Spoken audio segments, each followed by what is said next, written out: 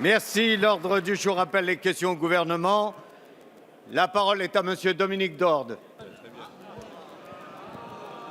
Monsieur le Premier ministre, comme le dit le président, ça va mieux. Vos amis de l'ultra-gauche semblent désormais vouloir assurer la sécurité des Français en plein état d'urgence en restant la nuit debout, place de la République. Les policiers ne se font pas agresser dans les manifestations. Votre politique n'a finalement engendré qu'un petit million de chômeurs supplémentaires.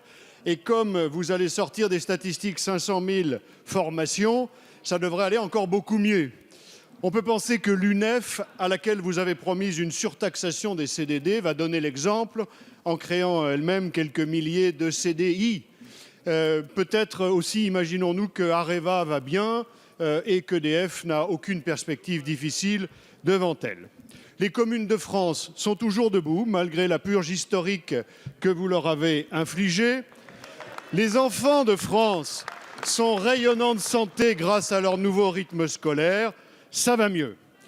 Le Front National, quant à lui, n'est pas aux portes du second tour de l'élection présidentielle pour la deuxième fois dans notre histoire, après 5 ans de socialisme.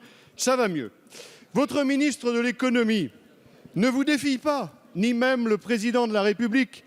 Il veut simplement se mettre en marche pour vous aider. Nos agriculteurs ne sont pas désespérés, nos PME ne sont pas découragés, ça va mieux.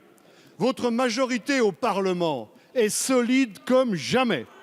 Les frondeurs ne frondent plus et le 49.3 ne sera pas utilisé avant la semaine prochaine. À 1 an des élections, le président de la République lui-même ne multiplie pas les cadeaux électoraux avec de l'argent qu'il n'a pas en faisant des promesses semaine après semaine. Alors, Monsieur le Premier ministre, je me demande, et c'est ma question, si vous ne devriez pas, comme le président, vous mettre désormais à faire l'éloge des mous. La parole est à Monsieur le Premier ministre Manuel Valls. Monsieur le député, Monsieur Dominique Dorde, il y a quelque chose, en effet, qui ne va pas mieux en France, c'est l'opposition et sa capacité à faire des propositions. Je connais votre talent, votre ironie, nous la retrouvons régulièrement dans cet hémicycle et c'est pour ça qu'on vous apprécie. Mais essayons tout simplement de regarder objectivement et avec lucidité la situation dans laquelle nous sommes. Oui, ça va mieux, en effet, et le gouvernement assume pleinement cet état. Ça va mieux en matière de croissance. Quand il y a 1,1% en 2015 et une perspective confirmée par les chiffres qui viennent d'être publiés de croissance pour l'année 2016, oui, ça va mieux pour notre économie. Quand les chiffres du chômage baissent, comme c'est le cas au mois de mars, oui, ça va mieux.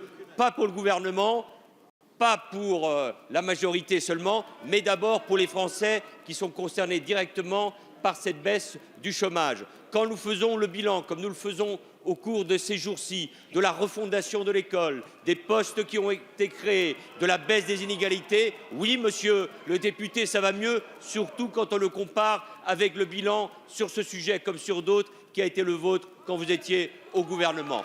Alors, il ne suffit pas uniquement d'ironiser ou de caricaturer, il s'agit aussi de comparer. Et moi, mesdames et messieurs de l'opposition, je vous attends en effet sur le bilan et sur le projet. Parce que ce que vous préparez pour le pays, c'est précisément moins de fonctionnaires dans l'éducation nationale, dans la police, moins de militaires, dans la gendarmerie et dans les armées. Ce que vous proposez, ce n'est pas une baisse des impôts, c'est la baisse des impôts pour les plus riches, alors que nous baissons les impôts pour les classes moyennes et les couches populaires. Alors, monsieur le député, au lieu de mettre l'ironie au cœur de votre intervention, faites des propositions, faites en sorte que les Français, dans quelques mois, puissent choisir. Et au fond, et le président de la République l'indiquait il y a un instant, il y a sans doute des modèles, des projets, des perspectives pour le pays qui sont en train de se dessiner autour de 3 belles idées. Première, c'est celle du progrès et de l'idée que nous faisons du progrès. Je viens de parler de l'école, on pourrait parler de l'université, on pourrait parler de la recherche. Il y a l'idée du compromis dans la négociation et c'est le sens du texte de loi que va défendre dans un instant Myriam El Khomri, dont je veux saluer l'action, le courage et la pugnacité pour défendre son texte. Et c'est un texte utile pour les entreprises et qui est bon pour les salariés. Et puis il y a une autre idée qui est celle de la cohésion républicaine et de la cohésion nationale. Et franchement, n'ironisons pas là-dessus, monsieur le député. Je veux rendre hommage, comme le fera, j'imagine, dans un instant, le ministre de l'Intérieur, aux forces de sécurité, aux policiers et aux gendarmes qui font un travail difficile de maintien de l'ordre parmi bien d'autres tâches. Et je condamne avec la plus grande sévérité ceux qui se livrent à des actes inqualifiables à l'égard des forces de l'ordre, comme je condamne les propos de ceux qui s'abritent derrière les casseurs pour mettre en cause et les forces de l'ordre, et les préfets, et le ministre de l'Intérieur, et le gouvernement. Et ce discours, nous le tenons de la même manière à chaque fois. La violence au moment des manifestations contre le mariage pour tous et les violences aujourd'hui, le gouvernement et la majorité sont cohérents et n'ont qu'un seul discours. Alors nous sommes dans un moment où, plutôt que de l'ironie, oui, il faut défendre la nation, la France et la République. C'est le sens de l'action du gouvernement. Merci, monsieur le Premier ministre.